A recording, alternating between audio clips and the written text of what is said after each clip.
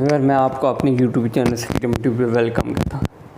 अगर इस वीडियो में मैं आपको बताऊंगा कि आप कैसे अपने मोबाइल का IP एड्रेस या मैक एड्रेस चेक करना चाहते हैं तो वो कैसे चेक कर सकते हैं।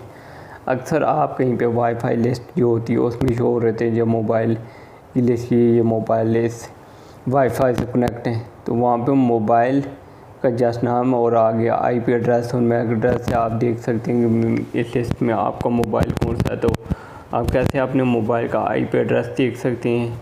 मेरे मोबाइल का IP एड्रेस क्या है कि आपने मोबाइल की सेटिंग में चले जाना है। सेटिंग में चले जाने के बाद ये नीचे जो वाईफाई है आपने इसको क्लिक करके ओपन कर लेना है। और अगर आप न्यू यूज़र अभी तक मेरे चैनल सब्सक्राइब नहीं किया तो सब्सक्राइब करके बेल नोटिफिकेशन को ऑन कर दें ताकि डेली जो वीडियो अपलोड करता हूँ उसका नोटिफिकेशन आपको रिसीव हो जाए। तो और ये नीचे लास्ट में जो आ रहा है एडवांस सेटिंग, इस पर क्लिक करना है। तो ये आप देखेंगे दूसरे नंबर पे मैक एड्रेस आ रहा है मोबाइल का। आपका मोबाइल का जो मैक एड्रेस है ये, और आपके मोबाइल का जो IP एड्रेस है ये नीचे आ रहा है 192.168.10.19।